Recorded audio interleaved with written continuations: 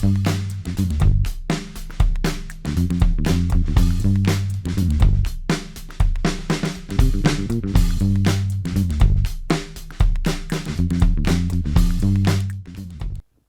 bah, écoutez, il est 14h30. Merci à vous d'être ponctuels. J'espère que vous avez bien mangé, que vous êtes en forme et prêts donc à nous écouter parler de Dis-moi qui sont mes touristes.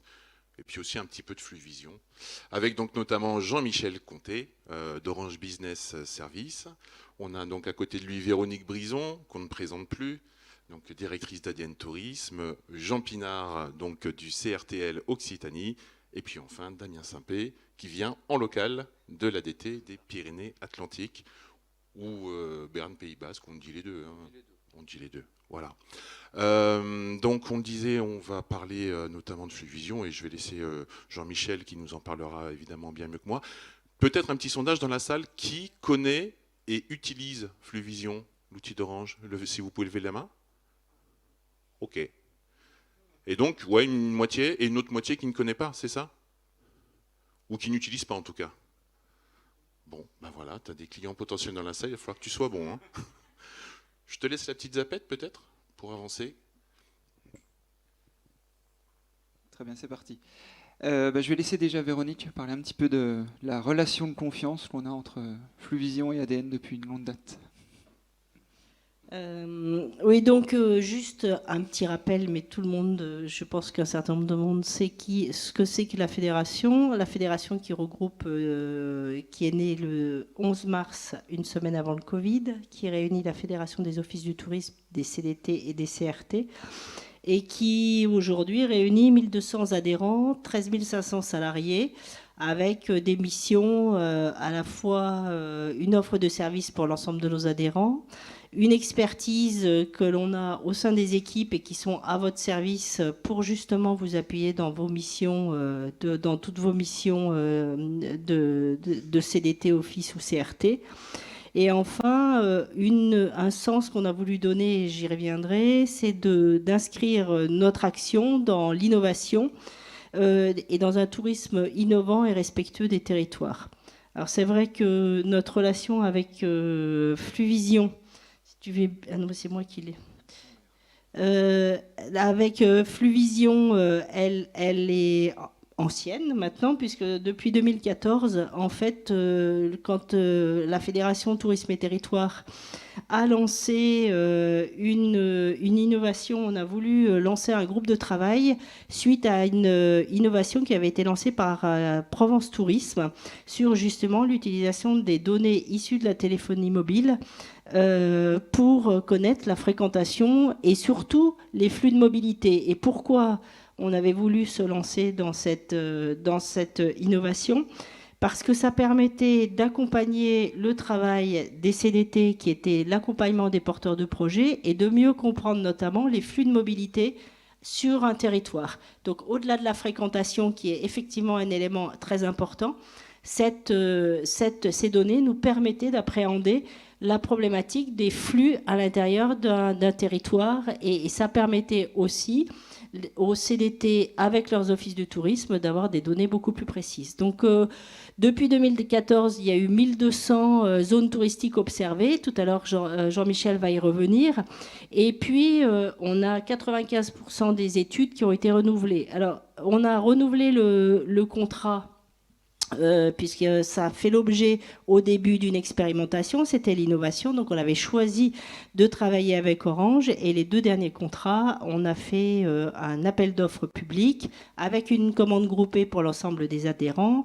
On a eu une première période de 4 ans, et maintenant, en 2023, on lancera pour 2 ans renouvelables une nouvelle commande, enfin une nouvelle période de contractualisation. Je pense que le point important, c'est que depuis 2014, il y a un groupe de travail qui est composé de CDT, maintenant de CRT et d'Office du tourisme, qui vont aller regarder les données. Parce qu'au début, une donnée, c'était un touriste. Mais depuis, eh bien, on a spécifié ce que c'était qu'un touriste. On est capable d'aller voir si c'est un résident secondaire, si c'est... Donc, c'est ça qui est intéressant, finalement, c'est le recul qu'on a depuis 2014 et la précision que l'on a dans la nature des touristes. Après, je vais laisser les spécialistes en parler. Mais, donc, le dernier contrat, on couvrait quasi tout le territoire côté CRT, sachant qu'au début... Le dernier contrat, les CRT n'étaient pas dans la commande globale puisqu'il y avait encore trois fédérations. Et dans le nouveau contrat, on a un contrat qui permet à l'ensemble des adhérents de pouvoir regarder une offre et on a essayé de faire en sorte que ce soit des offres qui permettent à chacun de s'y inscrire. Donc on a 48 CDT qui sont utilisateurs, plus 30 via le contrat CRT. Il nous manque quelques CRT, mais je crois savoir que dans le nouveau contrat, on devrait couvrir la totalité du territoire côté CRT. Donc voilà l'histoire de ADN et de Fluvision Tourisme. Merci beaucoup, Véronique. Maintenant, je vais essayer de vous expliquer, alors pour ceux qui ne connaissent peut-être pas encore ce qu'est Fluvision, donc c'est une solution développée par Orange qui utilise les traces de la téléphonie mobile pour rendre compte de la fréquentation et de la mobilité d'une zone géographique. On utilise un procédé qui est irréversible, une anonymisation stricte qui nous permet justement d'être totalement compliant au niveau de la GDPR au niveau européen et de la CNIL au niveau français. Et on va utiliser tous les événements mobiles qui passent sur le réseau Orange qu'on va transformer en informations utilisables par nos clients sur les différentes verticales métiers. Alors aujourd'hui, on va vraiment s'intéresser au tourisme, et on va parler principalement du tourisme, mais sachez qu'il y a aussi d'autres verticales métiers qu'on adresse, comme tout ce qui est centre co, géomarketing, et aussi transport, donc le sens mobilité entre une origine et une destination. Alors, on a co-construit des choses avec ADN Tourist, justement, sur une segmentation que je vais essayer de vous présenter le plus simplement possible. Et on utilise uniquement les traces de la téléphonie mobile, donc ça nous permet d'avoir une installation, de ne pas avoir d'installation et d'avoir des données directement utilisables et rapidement. Alors si on rentre un tout petit peu plus dans le détail, pour bien que vous compreniez qu'est-ce que c'est et comment ça fonctionne, donc tout le monde a un téléphone mobile avec lui, voire 2, voire peut-être 3, on ne sait jamais. Les téléphones mobiles émettent des événements sur le réseau mobile de 3 types. Quand vous utilisez votre téléphone mobile, vous allez émettre un appel, recevoir un SMS, poster une photo sur les réseaux sociaux. Donc ça va dépendre de votre utilisation. Le deuxième type d'événement, c'est quand vous vous déplacez. Donc par exemple, je sais que beaucoup, j'espère, ont pris le train. En train, vous allez avoir des événements toutes les 1 à 2 minutes. En voiture, toutes les 4 à 5 minutes, admettons. Donc c'est les déplacements de groupe d'antenne en groupe d'antenne. Votre téléphone va se resignaliser sur le réseau et va émettre des événements automatiquement. Et le dernier type d'événement, quoi qu'il arrive, de manière périodique, toutes les heures, votre événement va se resignaliser sur le réseau mobile pour dire « Coucou, je suis toujours là ». Tous ces événements sont traités en temps réel, donc il n'y a pas de stockage. C'est ce qui nous permet d'exister aujourd'hui, d'avoir toute la légitimité d'exister. On va les traiter, donc on va faire du comptage. En fait, Fluvision, si on le résume rapidement, c'est on compte des mobiles qui font une action de présence en nuitée, de présence en journée, de déplacement entre une zone A et une zone B. Bien sûr, on les redresse, c'est-à-dire qu'on passe d'un nombre de mobiles à un nombre de personnes. À aucun moment, on livre un nombre de mobiles. C'est très difficile d'interpréter un nombre de mobiles. Et on livre à nos clients donc, des données sous 2 formats, des données sous des formats tabulaires, donc c'est des données sous fichiers Excel qui peuvent être traitées ou intégrées dans des sites web et autres. Et on a aussi ce qu'on appelle un portail web. Donc en gros, c'est un portail qui permet d'avoir des indicateurs clés en main sur l'activité touristique. Et donc ça nous donne de la data visualisation, clé en comme main. un analytics par exemple, qui permet de visualiser de façon plus claire que sur un tableur Excel. Exactement. L'objectif, c'est qu'on veut adresser en fait 2 types d'utilisateurs. L'utilisateur lambda, on va dire novice, qui va recevoir les informations. Il va pouvoir voir très rapidement il y a combien de millions de nuitées touristiques, quelles sont les origines départementales. Et après, l'utilisateur plus expert, pratiquement tous les ADT et CRT aujourd'hui, vont utiliser un ensemble de filtres pour comprendre un petit peu plus la récurrence, les origines de nuitées. Et ça, je laisserai justement les invités en parler un tout petit peu par la suite. Sur le slide d'après, rapidement, qu'est-ce que c'est que le redressement? Alors je vais essayer de faire rapide et clair pour tout le monde. L'idée, c'est de transformer un nombre de mobiles en un nombre de personnes. Donc on va utiliser les informations qu'on a. Donc déjà, quelles informations qu'on a? Ce sont nos abonnés qui sont connectés sur le réseau Orange. Donc Orange et ce qu'on appelle les MVNO comme Soch au niveau des Français. Et pour les internationaux, la seule information qu'on a, c'est la nationalité de la carte SIM. Donc ces internationaux, ils sont connectés sur le réseau Orange. Quand vous vous déplacez à l'international, vous recevez le petit SMS. Bonjour, vous êtes connecté sur Vodafone, Telefonica et autres. Et donc c'est exactement la même chose quand les étrangers viennent en France, ils vont se répartir sur un des 4 réseaux entre Orange, Bouygues, SFR et Free. On a globalement 40% de part de marché, c'est-à-dire qu'en gros on voit 30 millions de mobiles tout le temps au niveau des Français, et au niveau des internationaux, ça varie, suivant la saisonnalité, entre 1 et 2 millions. Donc hors saison, 1 million, en pleine saison, c'est au-dessus de 2 millions. Et donc du coup, on va transformer ce nombre de mobiles en un nombre de personnes, en prenant en compte les parts de marché, les taux d'équipement, diverses informations sur nos abonnés Orange à l'échelle départementale et les mêmes informations à l'échelle des pays pour les internationaux. Ça nous permet de rendre compte, par exemple, d'un nombre de personnes en prenant en compte si les personnes sont équipées, multi-équipées ou professionnelles. Typiquement, on est sur un salon professionnel aujourd'hui, il n'y a pas d'enfants, on va pouvoir le prendre en compte à partir des catégories socio-professionnelles et d'autres informations qu'on va pouvoir ajouter quand on étudie des contextes particuliers. Typiquement, on va étudier, je sais pas, le flux TGV entre une destination A et une destination B, on va regarder les catégories socio-professionnelles, les tranches d'âge, le nombre de contrats, pour prendre en compte est-ce qu'il y a beaucoup d'enfants, pas d'enfants, et pouvoir avoir quelque chose de, je dirais, le plus juste possible en estimation de la fréquentation, par exemple, d'un TGV un lundi matin à 6h. Ensuite, au niveau des zones d'études, alors quand on dit zone d'études, j'ai souvent la question, mais c'est quoi une zone? Ou est-ce que, entre guillemets, il y a un coût en fonction de la taille de la zone, quelle est la complexité? En fait, nous, on va répondre à un besoin. Si vous avez un besoin d'étudier une plage, une forêt, une ville, une EPCI, un département, une région, la France entière, ça reste une zone. C'est-à-dire qu'en gros, une zone, ça dépend d'un besoin. Si vous avez un besoin de connaître qui est là, le là, on va regarder. Et nous, on qualifie 2 types de zones. On a ce qu'on appelle les zones prêtes à l'emploi, c'est des zones administratives. J'ai un petit tableau après pour vous dire un petit peu les types de zones qu'on a. Et ensuite, on peut avoir des zones sur mesure. Donc là, ça va dépendre un petit peu de vos besoins. On a des fois des besoins très précis et on peut descendre, on va dire, sur des quartiers de 300 mètres par 300 mètres, l'intérieur de bâtiments, ça va dépendre un petit peu de vos besoins, surtout sur l'activité touristique. Et on va en fait regarder un petit peu qu'est-ce qui se passe sur cette zone. Alors comment on sait que les gens, et donc du coup les mobiles, sont sur une zone géographique ? On ne doit pas installer une application ou demander une autorisation à l'utilisateur. On utilise tout simplement le principe de bornage, c'est-à-dire que vos téléphones mobiles émettent des événements sur des antennes. Et nous, ce qu'on va faire, c'est que quand vous souhaitez étudier la fréquentation d'une zone, on va regarder les antennes qui couvrent cette zone de manière majoritaire. On va en dresser une liste et on va tout simplement dire, voilà, les mobiles, donc les personnes, sont sur cette zone géographique parce qu'ils ont émis des événements sur les antennes qui couvrent majoritairement la zone d'étude. Donc il est bien évidemment que dans un milieu urbain, on va pouvoir descendre sur une rue, sur l'intérieur d'un bâtiment, sur quelque chose de très précis. Plus on va être sur un milieu rural, plus peut-être on va pas réussir à dissocier une commune, la fréquentation d'une commune touristique par rapport à une autre. Et donc du coup, on met en place une segmentation qui permet justement d'isoler l'activité touristique des non-touristes. Alors je disais des zones prêtes à l'emploi, on a en fait lancé en avance de phase un ensemble d'informations sur les départements, les EPCI. Depuis le 1er juillet 2019, on a aussi lancé les 200 plus grandes communes de France et les 1348 communes les plus touristiques définies par l'INSEE. L'objectif, c'était d'avoir un historique. Comme je vous l'ai dit, on ne peut pas stocker l'information mobile qui passe sur le réseau Orange, on n'en a pas le droit. Par contre, on historise le résultat d'enquête qu'on a lancé en avance de phase en disant peut-être que quelqu'un aura besoin de l'activité touristique de telle ou telle zone, alors qu'il nous adresse ce besoin en 2023. On pourra peut-être livrer de la donnée en 2019 et 2022 pour comprendre un petit peu l'évolution, la reprise de l'activité touristique après le Covid, par exemple, entre une zone et une année sur l'autre.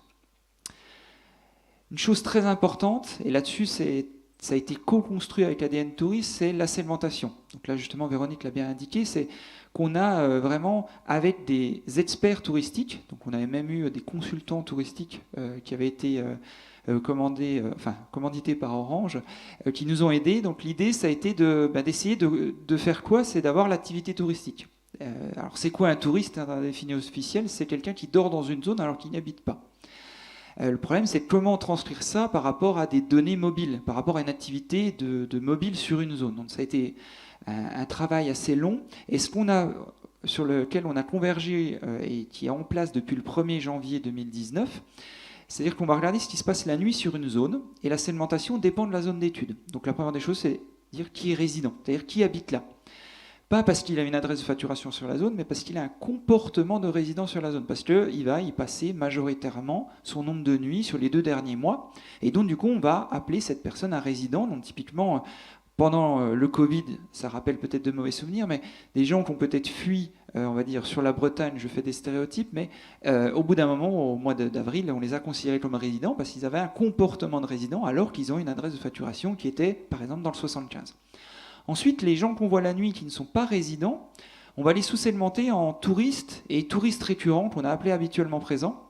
L'idée, c'est d'isoler toujours le touriste. Le touriste, c'est quelqu'un qui vient dormir alors qu'il n'habite pas, mais de manière non récurrente. Typiquement, un étudiant ou un travailleur, on va dire saisonnier ou récurrent, il va pouvoir venir nuiter 1 à 2 nuits par semaine sur une zone. Et l'idée, c'est de ne pas le considérer comme touriste. Donc on a isolé.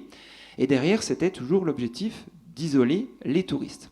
Et ensuite, on a regardé ce qui se passe la journée. Donc la journée, c'est entre 6h et minuit. La nuit, c'est entre minuit et 6h.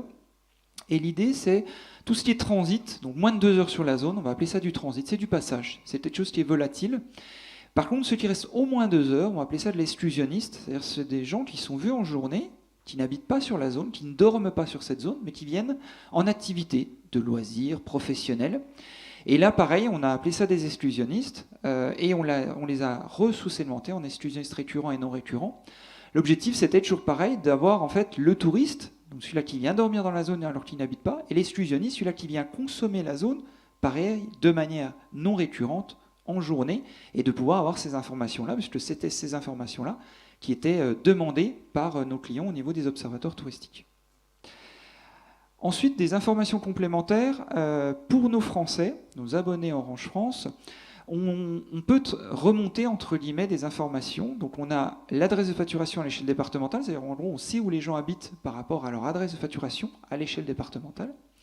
On a aussi des informations par rapport à leur contrat, donc on va remonter les tranches d'âge, moins de 18, entre 18 et 24 et ainsi de suite.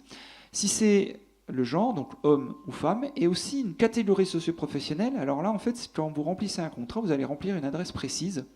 Et cette adresse précise, on va l'associer à une IRIS. C'est la plus petite segmentation définie par l'INSEE. Et en fonction d'indicateurs géomarketing et d'INSEE, on utilise ce qu'on appelle la segmentation géolive, qui est définie par Orange, par notre service marketing, qui va en fait colorier les gens qui habitent dans cette IRIS en tant que plutôt CSP, CS++, ruraux en croissance. Et on va pouvoir remonter cette information-là. Et on en parlera tout à l'heure peut-être dans les études événementielles, mais c'est une information qui peut être pertinente pour comprendre un petit peu qui consomme le territoire. Est-ce qu'il y a une saisonnalité? Est-ce que voilà, c'est plutôt des gens qui sont plutôt CSP+, qui vont consommer à partir d'une certaine période la zone ou l'événement par rapport à d'autres saisonnalités? Alors qu'est-ce qu'on livre donc, dans le cadre du contrat cadre ADN? Alors, on livre la segmentation que je vous ai présentée, donc pour tous nos indicateurs, et on va rendre compte de ce qui se passe la nuit, c'est ce qu'on va appeler la fréquentation nocturne, donc combien il y a de nuitées sur un territoire. Aussi, ce qu'on appelle les arrivées et les départs. Alors, une arrivée, c'est quoi? C'est quelqu'un qui vient dormir dans la zone alors que les 2 nuitées précédentes, il n'a pas dormi. Et un départ, c'est quelqu'un qui a dormi au moins une nuitée, et les 2 nuitées suivantes, il n'a pas dormi. L'objectif, c'est typiquement de voir quand les gens arrivent, quand les gens partent. On peut très bien avoir des nuitées continues et en fait voir plein d'arrivées et départs et d'avoir cette information. Et pour ceux qui font un départ, donc ceux qui arrêtent leur séjour, on va livrer une durée de séjour en disant voilà, ils sont partis le dimanche et leur dernière nuitée était le samedi soir et ils ont fait une durée de séjour de 1 nuit, 2 nuits, 3 nuits en fonction d'une volumétrie associée. Ça, c'est ce qui se passe la nuit, et c'est ce qui est communiqué aujourd'hui pratiquement par tous nos adhérents, les volumétries, quand on est en général fin août, début septembre par exemple, et entre autres, c'est communiqué un petit peu plus tout le temps, on a ces nombres de milliers de nuitées touristiques à l'échelle des départements, des offices de tourisme, PCI et régions qui est communiqué avec les données Fluvision. On regarde aussi ce qui se passe en journée. Ça, c'est des données qui n'étaient pas forcément, disponibles avec d'autres systèmes. C'est qu'est-ce qui se passe en journée, parce que c'est des gens qui sont très volatiles. Donc, à part avec des enquêtes, c'était très compliqué de l'avoir, mais avec l'observation avec Fluvision, on peut rendre compte justement de qu'est-ce qui se passe en journée. Alors, on retrouve les résidents, les touristes, mais on trouve aussi le transit et l'exclusionniste, qui est très important sur des zones, parce qu'on sait qu'il y a des zones qui sont classées entre guillemets de dortoirs, où vous allez avoir beaucoup de nuitées touristiques, et il y a des zones qui ne sont pas entre guillemets dortoirs, mais qui sont plutôt en excursion. Donc les gens viennent les visiter et les consommer en journée, mais ne restent pas forcément dormir sur cette zone. Et une dernière information qu'on livre, c'est tout ce qui est mobilité. L'idée, ça va être de dire, voilà, les gens que je vois en journée, où ils ont dormi la veille, et d'avoir une information voilà, de quelle commune ils vont venir. Typiquement, est-ce qu'ils ont dormi dans telle ou telle commune sont limitrophes à la zone d'étude. Et inversement, ceux qui dorment dans une zone, là où ils vont se promener majoritairement en journée. Donc avec ça permet vraiment d'avoir tout ce qui se passe, donc en journée, en nuitée, et les mobilités entre nuitée, journée et nuitée. Et donc on livre ça aujourd'hui de manière quotidienne, c'est-à-dire tous les jours, on va mettre à jour ces données dans l'espace de livraison de nos clients. Et donc du coup, typiquement, durant l'été, on a beaucoup de clients qui, le mardi ou le mercredi, vont se connecter sur l'application, voir qu'est-ce qui s'est passé la semaine dernière, est-ce que les Allemands sont arrivés, est-ce que les Belges sont partis, quelle a été, entre guillemets, est-ce que ça a été une bonne semaine, et vont rendre compte de cette activité. Et aussi faire des communications dès la première semaine de septembre sur quelle a été l'activité touristique sur la saison de l'été, entre juillet et août. Est-ce que c'est moins, mieux, est-ce qu'on a réussi à avoir une meilleure année ou une moins bonne année? Une question, Jean-Michel, on n'est pas encore, par contre, dans de l'observation en temps réel, où je me rends sur votre portail et je vois d'un seul coup une grosse concentration à un endroit, où on n'est pas encore dans la gestion des flux temps réel. Alors, dans les études touristiques, ce qui nous a été demandé, c'est ce qui se passe en nuitée. Donc, le concept de temps réel n'a pas été demandé. Néanmoins, c'est quelque chose qu'on fait dans les eaux quand on a d'autres besoins. Typiquement, on travaille avec le S10-13 au niveau des Bouches-du-Rhône, où on va livrer toutes les 30 minutes ce qui s'est passé sur les 30 minutes précédentes à l'échelle des iris des Bouches-du-Rhône. L'objectif pour les sapeurs-pompiers, c'est d'avoir, s'il y a une catastrophe sur une zone, ils vont pouvoir dire, voilà, ça touche X milliers de personnes. Parce que si on se réfère à l'INSEE, on peut très bien avoir 15 000 personnes, mais en fait, en journée, ça monte à 60-70 000, voire varier sur les tranches horaires. Et donc, dans les concepts de sécurité, aussi bien dans le concept événementiel et autres, on peut livrer de la donnée en temps réel. Typiquement, un autre exemple qui me vient, c'est pour la fête des Lumières de Lyon, en 2019, donc pour la dernière année avant le Covid, on avait livré des données au PC Sécurité, donc où il y avait le préfet et autres, sur toutes les grandes places. On avait dit, voilà, toutes les 30 minutes, voici le nombre de personnes et comment ça évolue dans le temps, pour que s'il y a une intervention, s'ils doivent déployer, ils savent si c'est 30 000, 50, 60 000, voire 100 000 personnes qui peuvent être impactées par cette problématique. Dans le monde du tourisme, on pourrait voir un intérêt aussi du coup à cette observation en quasi temps réel dans la gestion des flux et des mobilités. Mais on en parlera peut-être avec Jean et Damien, s'ils ont des idées là-dessus. Ouais. Je pense, oui, peut-être. Après, il faut aussi qu'il y ait des personnes derrière qui puissent traiter ces données. C'est ça là, aussi, en général, la grosse problématique. Alors, on étudie aussi beaucoup ce qui est données événementielles. C'est-à-dire qu'avant le Covid, on étudiait à peu près une centaine d'événements par an qui allaient d'un petit trail de quelques milliers de personnes à des grands événements comme la braderie de Lille, l'Armada, la Fête des Lumières et autres. Et donc, du coup, c'est quelque chose qui est énormément apprécié par nos clients, c'est de pouvoir justement rendre compte de l'activité touristique d'un événement. Et de voir un petit peu est-ce que ces gens-là sont locaux, sont non locaux, est-ce qu'ils sont restés en activité touristique dans la zone, combien de temps ils sont restés, qu'est-ce qu'ils ont consommé, comment ils ont consommé entre guillemets le territoire, leur récurrence, leur temps de présence. Et c'est vrai que c'est vraiment quelque chose qui est apprécié, qui est beaucoup commandé aujourd'hui, pour vraiment tout type d'événement, plutôt quand il n'y a pas de la billettique, mais aussi des fois quand il y a de la billettique, parce que c'est toujours intéressant, même s'il y a la billettique, des fois, oui, la billettique va dire j'ai 15 000 personnes, mais qui sont ces personnes? Est-ce qu'ils sont restés en nuitée sur cette zone-là, ou est-ce qu'ils ont été en excursion, ils sont rentrés chez eux?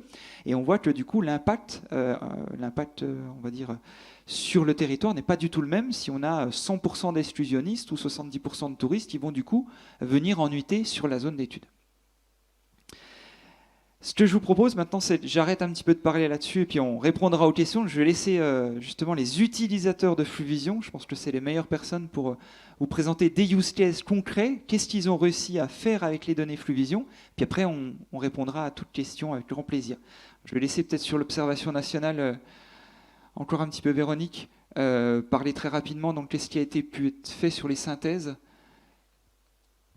Oui, effectivement, l'élément qu'on a utilisé sur la conjoncture cet été, c'est effectivement l'utilisation d'un échantillon à partir de ces données de téléphonie mobile.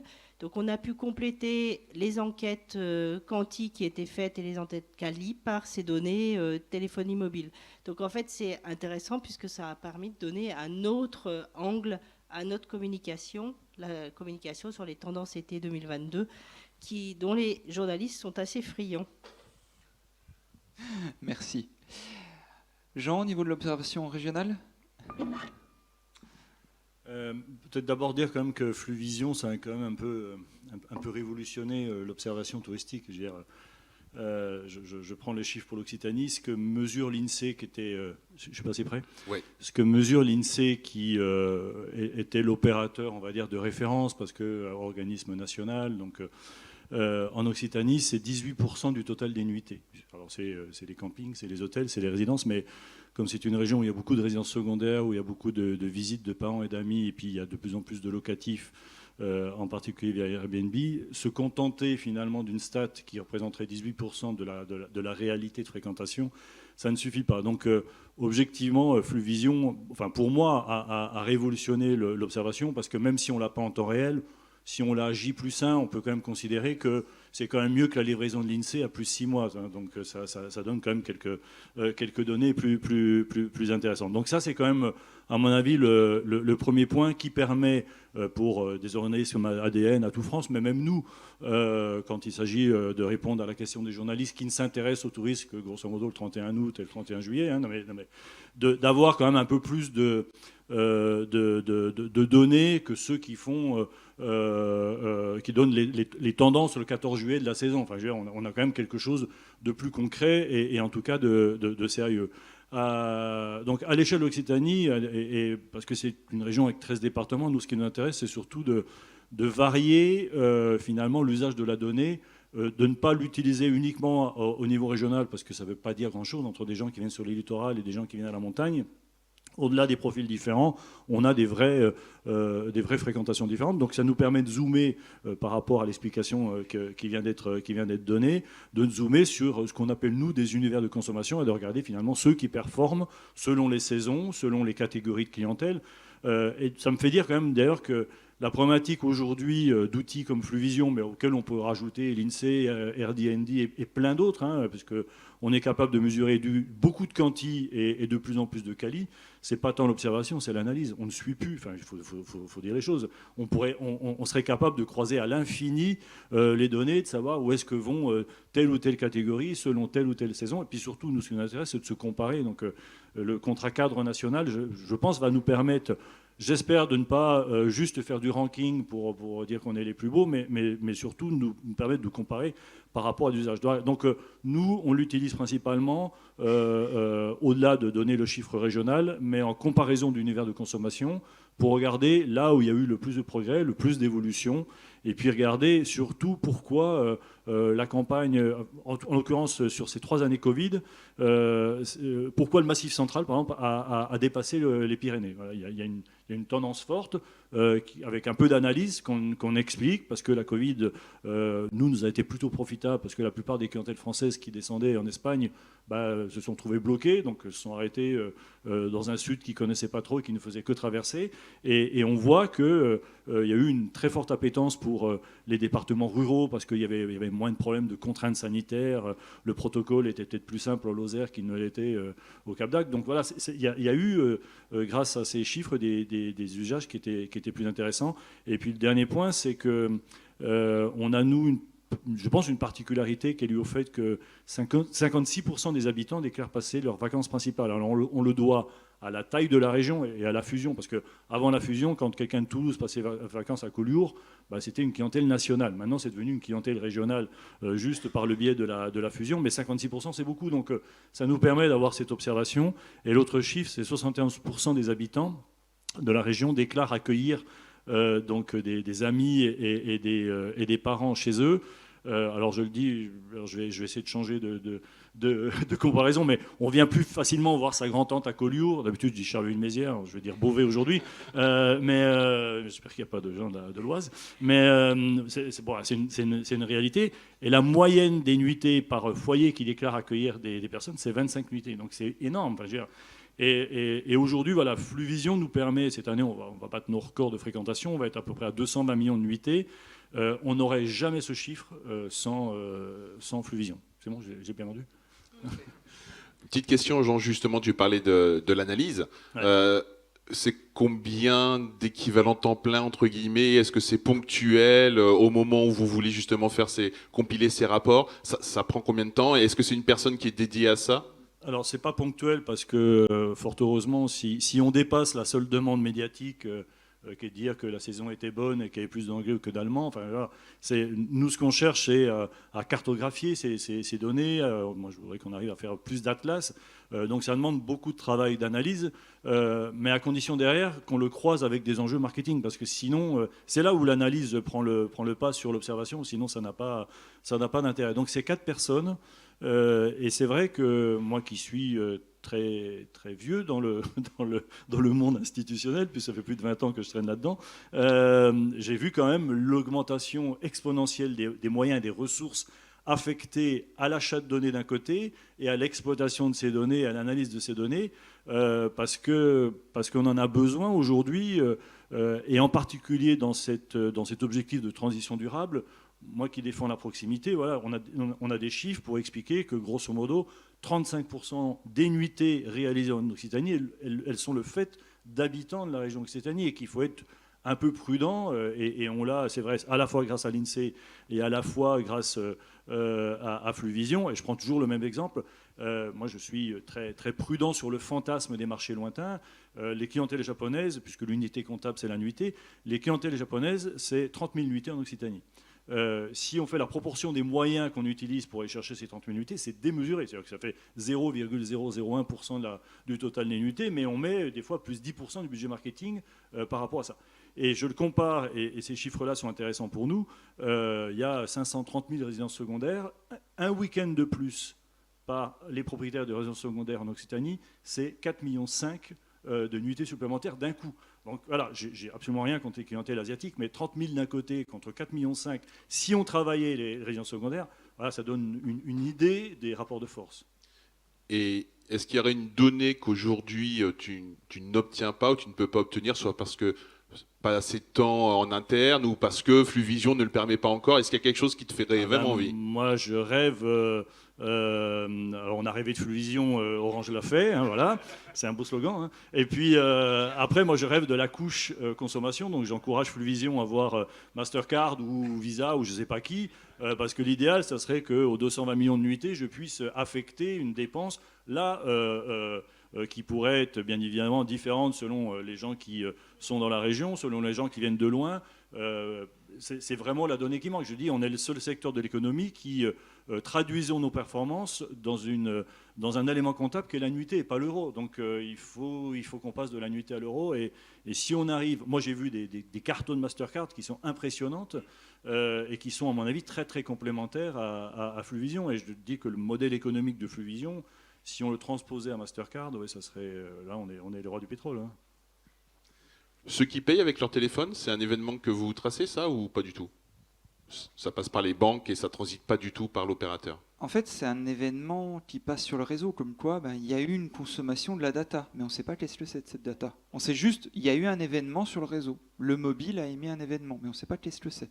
Voilà, là c'est vraiment important, hein, parce que j'ai eu des questions là-dessus durant le salon. On ne sait pas ce qui transite. Nous, l'information qu'on a, c'est il y a eu un événement mobile. Ce qu'il y a dedans, c'est une coquille vide. On n'a pas l'information, on n'a pas le droit d'avoir cette information. On va savoir le type de mobile, on va savoir voilà, des informations, mais est-ce que c'est PayPal ou j'en sais rien, Mastercard qui est utilisé? Ça, non. On sait juste, voilà, il y a une consommation data ou une consommation voix ou un type SMS qui est passé. C'est vraiment la seule information qu'on a. Oui, donc ce que veut Jean, ça ne peut passer que par un partenariat avec voilà, un opérateur bancaire. Soit un partenariat, soit un croisement. C'est-à-dire qu'on pourrait très bien dire, voilà, sur la zone d'études, si on fait un partenariat avec Mastercard ou autre, il y a eu tel paiement ou retrait d'argent de telle quantité. En plus, des fois, on a la nationalité, enfin, on a des informations Mastercard qui peuvent avoir sur la nationalité. Est-ce que c'est des Français? Enfin, voilà, on peut remonter. Voilà, c'est vrai qu'on a... Là, on irait sur voilà, les retombées économiques et à voir est-ce que c'est possible et est-ce qu'on peut croiser parce que... Mais ils l'ont déjà. Hein. Enfin, moi, j'ai vu les cartos de démonstration de Mastercard à l'échelle de Paris.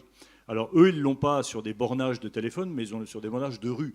Donc on voit par exemple la consommation entre la place Vendôme et la place d'Italie. Il n'y a pas de commune mesure avec les catégories de clientèle. Donc on voit voilà, une clientèle russe très, très présente place Vendôme avec le ticket moyen de chaque achat rue par rue. Donc ça donne une carte assez démentielle. On se dit, est-ce qu'on a besoin de ça à ce niveau de détail? Mais ce qu'il faudrait, c'est que le bornage téléphonique et le bornage de la rue se croisent un jour, parce que c'est ça dont on a besoin. Alors, Jean, il a rêvé de dépenses et nous, on rêve maintenant aussi d'indicateurs liés au durable. C'est-à-dire qu'à un moment, comment est-ce qu'on va pouvoir croiser et comment ces flux vont pouvoir être traduits. Donc on a pour projet, justement avec Orange, de pouvoir essayer de voir comment ces flux vont nous permettre d'avoir des indicateurs sur la durabilité, voir comment on peut, sur l'émission, voilà. C'est un des chantiers qui reste à ouvrir là. D'accord. J'essaierai d'y répondre à la fin, j'ai prévu quelques slides s'il n'y a pas trop de questions là-dessus. Et juste encore Jean, dont peut-être parler, je sais de ça, c'est en cours d'analyse, les étapes du Tour de France, si tu peux en parler 2 minutes, puis après... Comme on a la chance d'avoir chaque année beaucoup d'étapes, puisque cette année c'était quasiment une semaine. Et alors la région est grande, donc c'est vrai que c'est quand même un peu normal que le Tour de France traverse. Mais là, c'est vrai que depuis que je suis arrivé, il y a toujours au moins 5 étapes. Donc c'est plutôt pas mal. Donc vous voyez aujourd'hui la carte. Alors ça, c'est le Tour de France 2022, hein, je crois, voilà, qui est arrivé par Mende et puis qui est sorti par Rocamadour. Donc ça nous intéresse effectivement de voir d'abord quel type de clientèle le Tour de France est capable de drainer, en plus de la clientèle présente, parce que ce qu'il faut, c'est qu'on observe la cannibalisation. Est-ce que c'est finalement des gens qui étaient déjà là ou pas, avec quand même comme élément de réponse et d'observation de dire ça rapporte ou ça rapporte pas, parce qu'il y a peut-être un peu de fantasme aussi sur les performances. Alors les performances médiatiques et les performances d'image, c'est incontournable. Les performances après de présence de gens le long du parcours, voilà, entre les habitants qui de toute façon étaient déjà là et les touristes qui de toute façon étaient déjà là, voilà, nous c'est donc ce qu'on a demandé, mais j'ai pas les résultats. Quand on m'a dit qu'il fallait que je vienne présenter ça, j'ai dit mais on a les résultats, on a dit non, tu les as là? Alors, on a livré les résultats, maintenant ils sont en cours d'analyse par Séverine. Je n'ai pas eu la primeur de cette analyse et de ces informations. Mais voilà, ça nous intéressait. On a une autre observation qu'on t'a demandé cette année, c'est le festival de Marciac. Parce que c'est un tout petit village dans un département très rural qu'est le Gers, et qui draine quand même pendant 15 jours un flux de population assez démentiel par rapport à la fois à la taille du village et puis à la fréquentation globale de Marciac. Oui, nuitées sur 50 km à la Exactement. ronde. Donc ça nous intéresse, en tout cas, puisque le maire de Marciac est l'ancien vice-président du tourisme, on lui a fait ça. Mais c'est normal qu'il s'y intéresse quand même, parce que c'est un truc international qui draine des publics, effectivement, sur beaucoup. Donc ouais, sur la gestion de l'événementiel, c'est un sujet qui nous intéresse beaucoup. Et là encore, ouais, c'est vrai que Fluvision nous donne un gros coup de main. Merci. Et du coup, l'approche départementale. Donc oui, c'est vrai que comme ça a bien été dit, Fluvision, c'est vrai que ça a été une révolution pour nous aussi, les départements. Hein. Je sais que les Bouches-du-Rhône, ils avaient commencé, c'était en 2013. Nous, on est rentré, c'était en 2016. Donc des données aussi on n'a jamais fait d'enquête avec 30 millions de répondants, ça c'est clair. Et Fluvision nous a amené ça avec des données quotidiennes, et on peut même descendre par pas de 2 heures. Donc une fois qu'on avait toute cette volumétrie-là, la difficulté a été d'en faire des indicateurs, et des indicateurs d'aide à la décision derrière. Nous, clairement, Fluvision, quand on l'a utilisé, on a tous dans nos territoires des a priori, des idées reçues sur c'est telle clientèle qui vient sur tel territoire. On sait qu'il y a des relations entre le littoral, l'intérieur, où il n'y en a pas. Et je sais que Fluvision en a démonté pas mal. En fait, grâce aux indicateurs Quali, ce qui nous a fait beaucoup repenser nos stratégies aussi, parce que c'est vrai que maintenant, on essaie de mettre au maximum l'observation avec les données Fluvision et toutes les autres qu'on a aussi, au point zéro de chacune de nos actions, pour justement que ces données-là soient là pour l'aide à la décision. C'est vrai que maintenant, à chaque fois qu'on a un comité marketing ou des choses comme ça, l'Observatoire fait toujours une présentation justement pour amener, donc via aussi les données Fluvision, des éléments pour que nos élus, nos techniciens aient en fait au moins quelque chose déjà. Ensuite, il peut y avoir des décisions politiques, ça bien sûr, on en aura toujours. Mais en tout cas, on a une base de travail qui nous permet en tout cas d'avoir la décision la plus efficace possible. Parce que c'est vrai que souvent on parle de baisser nos impacts carbone, de choses comme ça, mais il y a aussi l'euro public qu'on investit. Avant, on était sur des idées reçues. On se disait, bon, on pense qu'il faut aller comme ça, mais on n'avait pas de chiffres pour prouver qu'il fallait aller là. Maintenant, on essaie de tendre au maximum vers ça, pour justement, en tout cas, se dire que ce qu'on fait, en tout cas, c'est sûr qu'il n'y aura pas d'impact négatif, ça c'est sûr, parce qu'au moins on sait qu'on a vu ça. Donc on essaie d'aller vers la chose la plus efficace possible.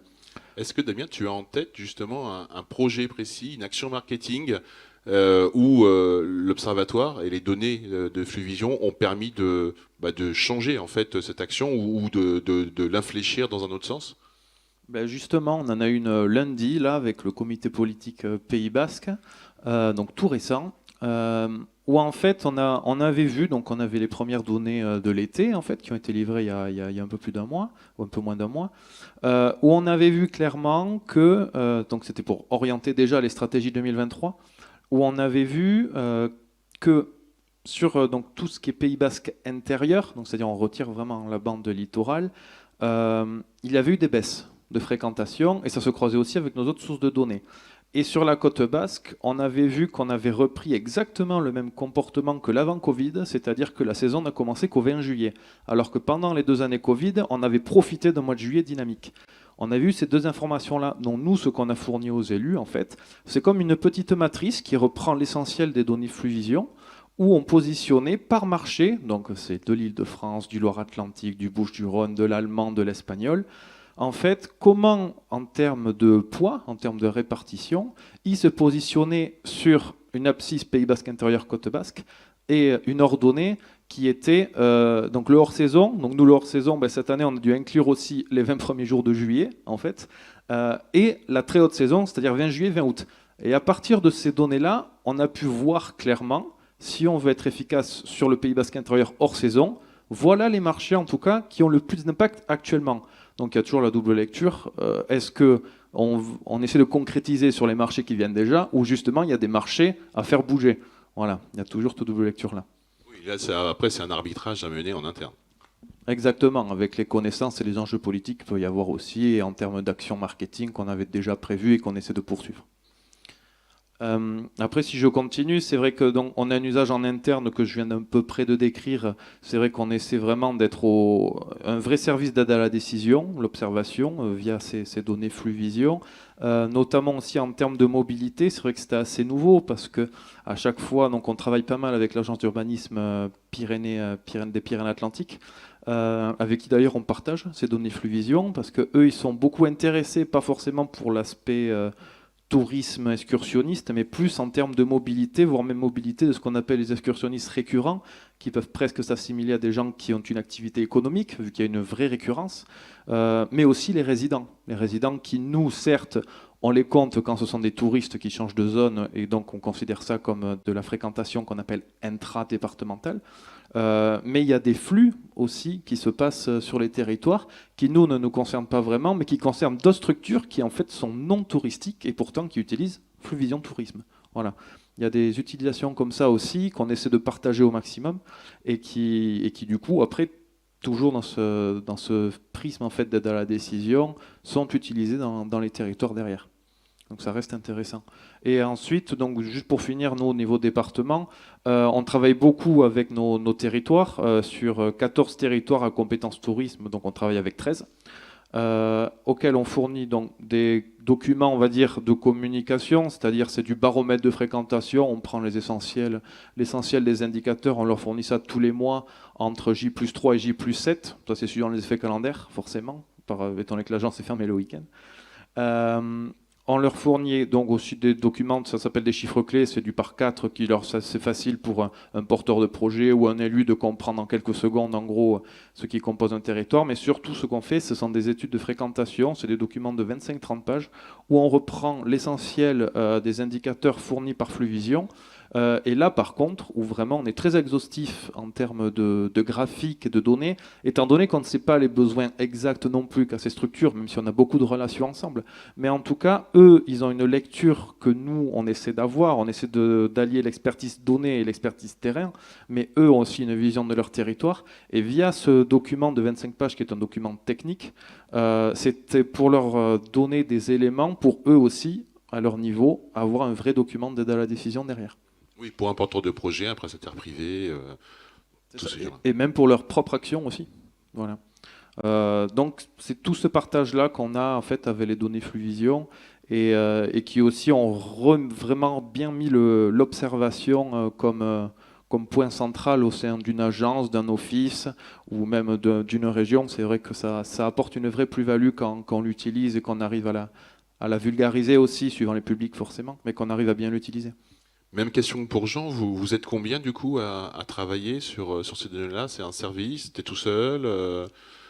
Ben, c'est très simple, je suis rentré dans l'agence en 2018 pour un remplacement, donc sur une personne.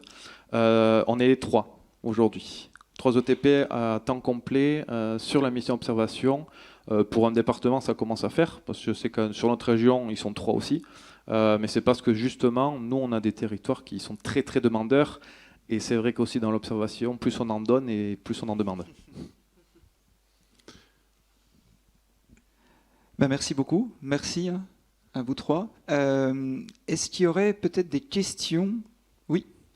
Alors, j'arrive, je vais vous donner le micro, parce que pour la captation vidéo et le replay, il faut que le son passe par là. N'hésite pas à meubler pendant ce temps si tu as d'autres choses à dire. Ben, je ne vais pas chanter, mais non, ni danser. Je vous écoute. Bonjour, Marion Grenier, moi je travaille pour la station de ski des Arcs de montagne. On travaille aussi avec Fluvision et ce qui nous intéresserait justement c'est tout ce qui va être mobilité. On sait que l'impact touristique de nos destinations c'est le transport à 57%, en domaine skiable c'est 2%. Est-ce qu'il y a des choses justement déjà qui existent, savoir par exemple le tracking dans la gare de Bourg-Saint-Maurice? Est-ce qu'ils ont pris mon funiculaire? Est-ce qu'ils utilisent mes navettes interstations? Enfin, jusqu'où on peut aller? Alors c'est une très bonne question.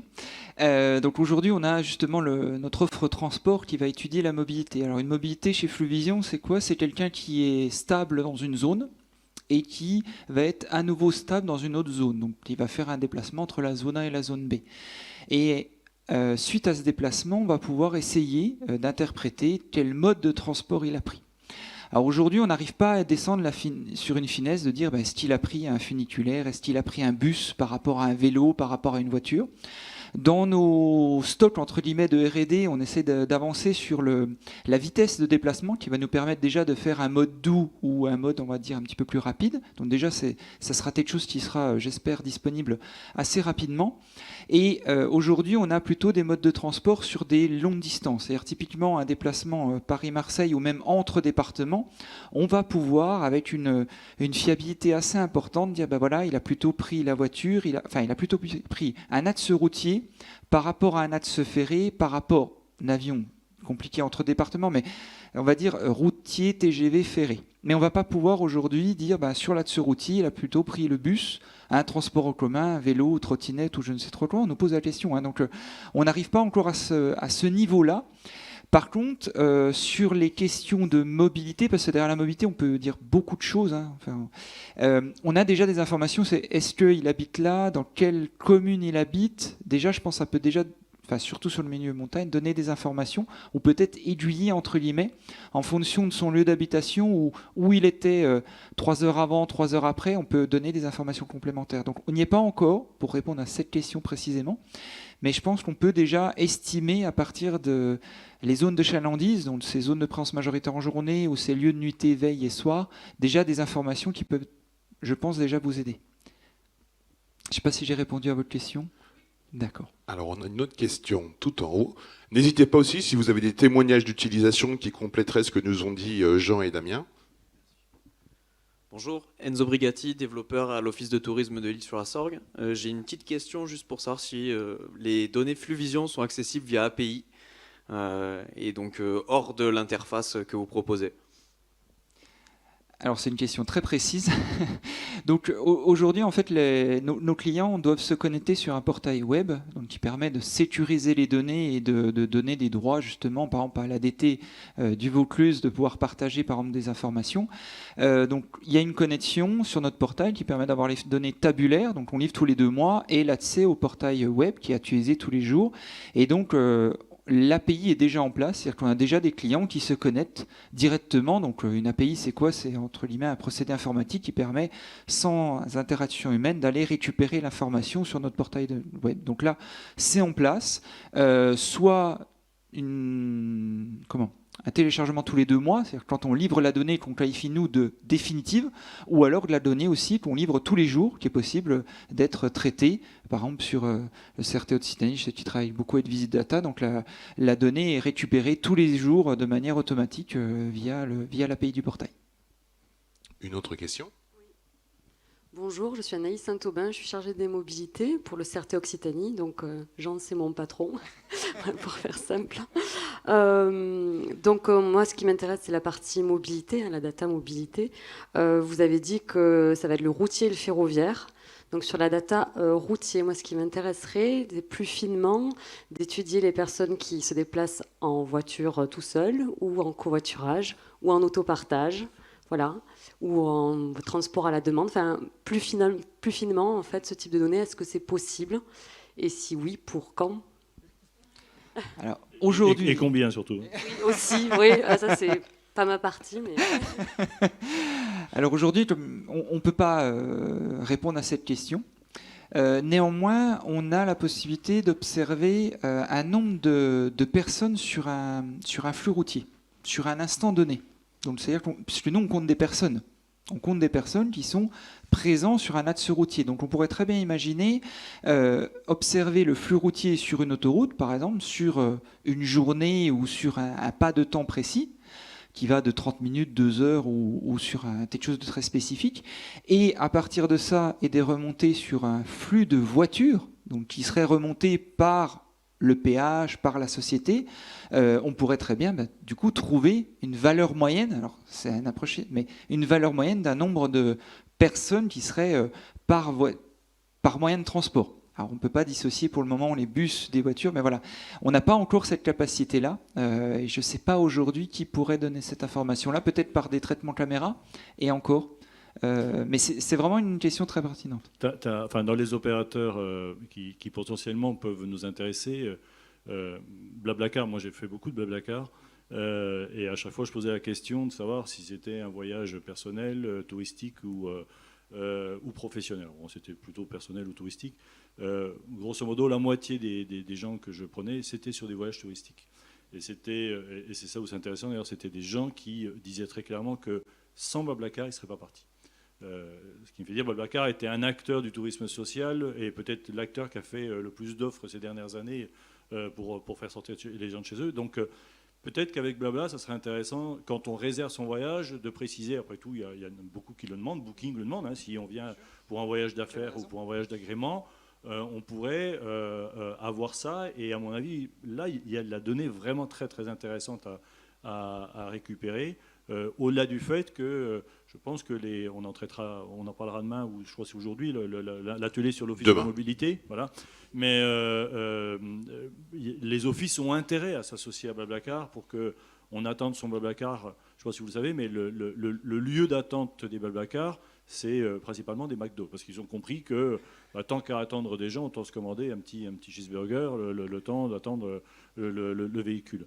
Et je pense que les offices auraient un rôle à jouer et peut-être même à récompenser d'une certaine manière celui qui a amené chez eux des touristes parce qu'il a eu le réflexe de proposer une offre de transport à des gens pour les amener sur des lieux de vacances.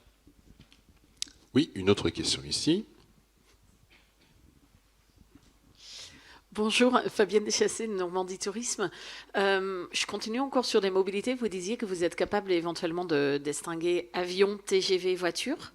Est-ce que ça compte aussi pour les trains tout seuls? Toutes les régions n'ont pas de TGV. Ou est-ce que le train, il se rapproche trop aux vitesses de la voiture et que ça va être plus compliqué? Alors, du coup, aujourd'hui, ce qu'on fait pour distinguer le mode de transport, c'est déjà on regarde un déplacement. Par exemple, quelqu'un a fait de Paris jusqu'à la Normandie. Et ce qu'on va faire, c'est qu'on va prioriser. C'est-à-dire, en gros, est-ce qu'on l'a vu sur une zone de l'aéroport? Si on l'a vu sur une zone de l'aéroport, ben, on va considérer qu'il a pris l'avion.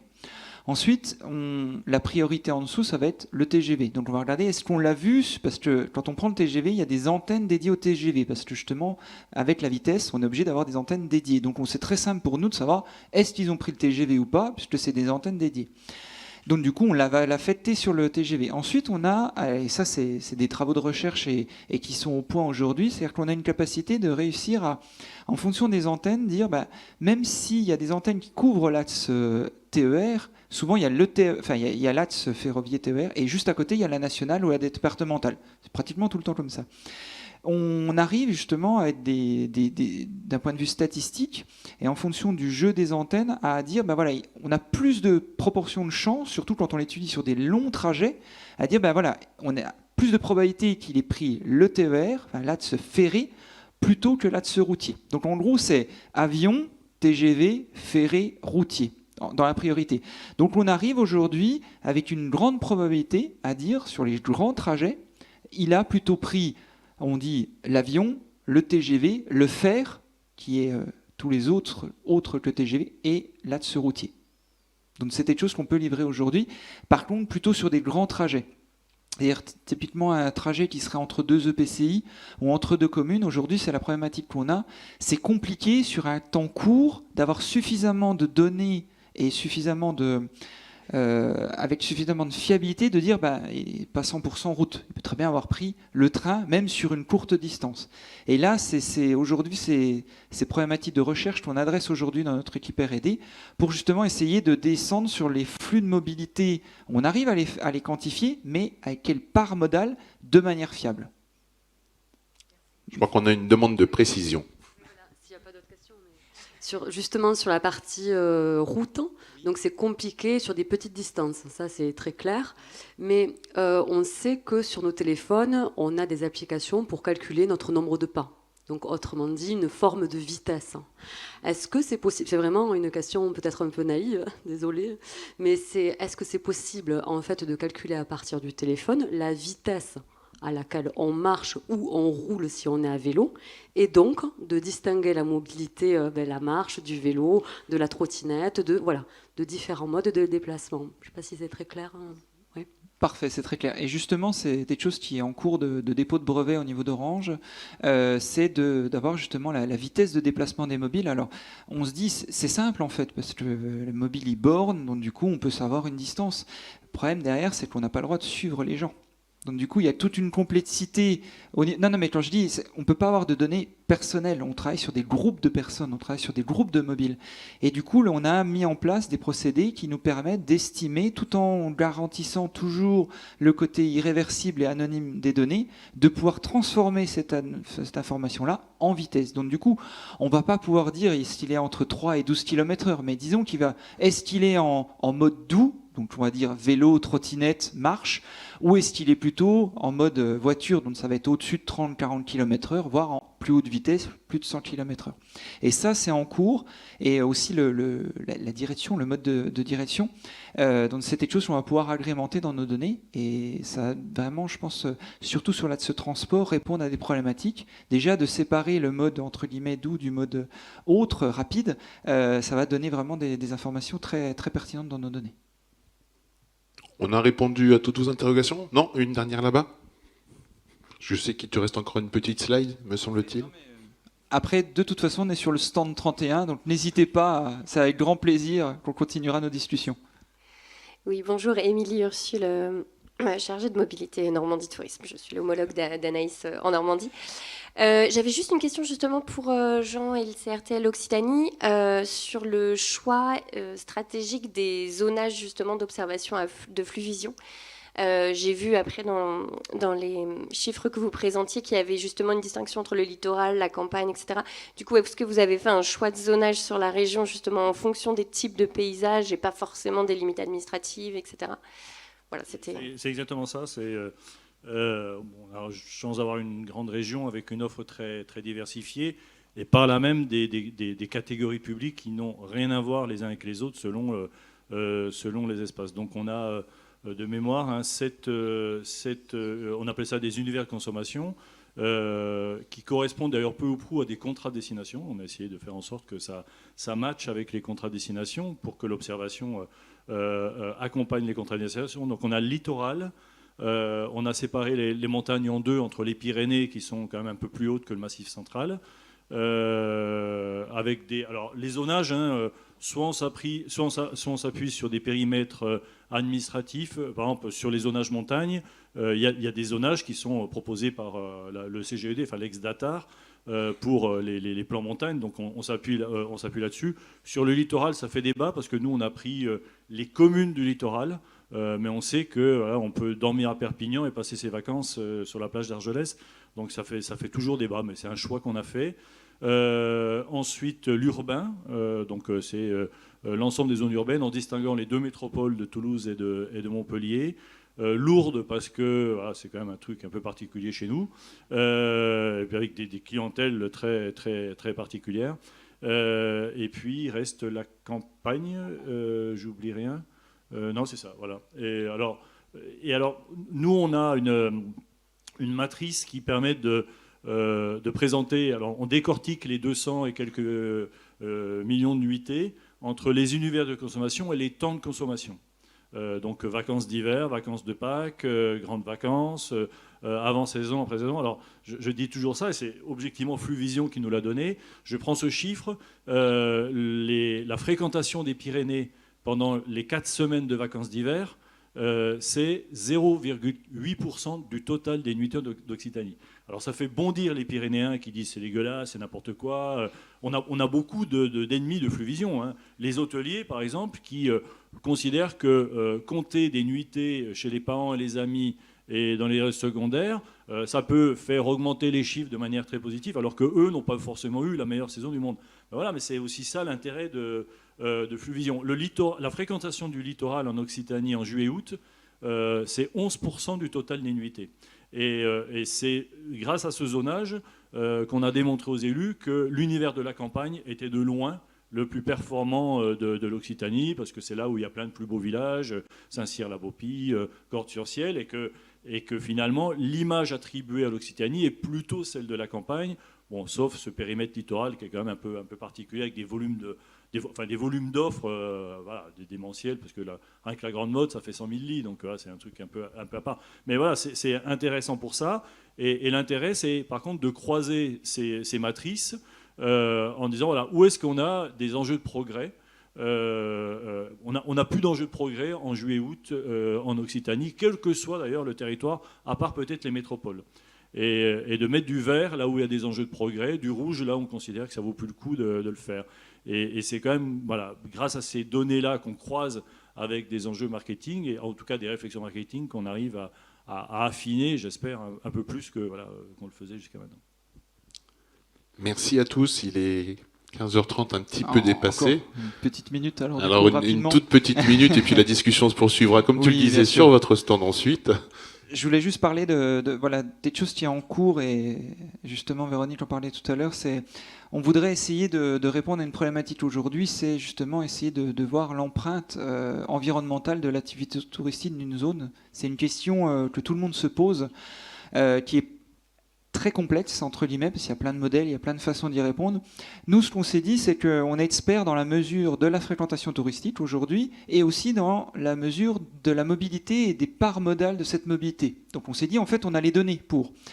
Donc on a croisé tout simplement le nombre de touristes qu'on voit. Je ne parle pas de nuitées, je parle vraiment de touristes, les personnes qu'on va voir. Et on a les informations, c'est d'où ils viennent et le mode de transport qu'ils ont pris.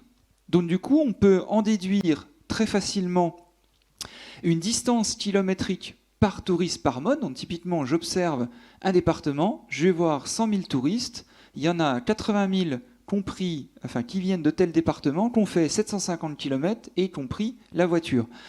Donc là, on s'arrête là-dessus dans notre domaine de compétences et d'expertise, c'est-à-dire que voilà, on va apporter ça et on va utiliser un modèle de l'ADEME, de différentes entités qui sont experts là-dedans, pour transformer ce nombre de kilomètres en une empreinte carbone, en tonnage de CO2. On a fait quelque chose de simple pour le moment.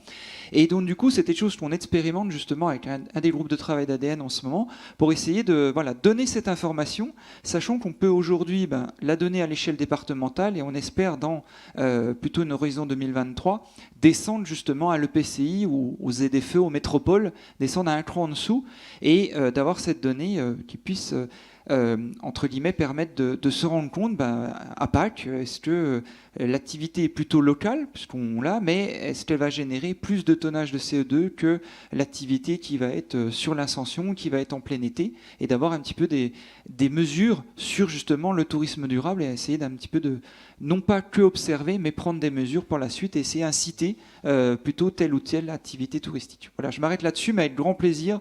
Venez nous voir sur notre stand et on continuera cette discussion. Oui, ça permet aussi du coup de savoir si chez telle clientèle j'alourdis de temps mon bilan carbone, alors que celle-là, elle l'est peut-être moins. Et donc, je peux faire des actions marketing en conséquence. Parce qu'elle est locale. Puis ça va régler la grande question qui se pose dans tous les schémas. Est-ce qu'on est vraiment la première région de tourisme durable du monde? Parce que comme dans tous les schémas on veut l'être, je suis sûr qu'on aura des réponses très intéressantes qui vont décevoir nos élus. Bien, merci à vous quatre, particulièrement à Véronique, qui malheureusement n'est pas très en forme, mais qui a tenu le choc le temps de cet atelier, avant de reprendre un train vers Ceyland. Merci à vous. Donc on a une petite heure de pause maintenant pour aller voir les stands, notamment celui de Jean-Michel. N'hésitez pas à échanger avec à la fois les startups qui sont dans le salon ambassadeur et puis les entreprises plus installées qui se trouvent dans le hall Henri Faisan. Et on se retrouve à 16h30 en salle plénière pour la séquence de 15 minutes chrono. Merci à vous. Merci beaucoup.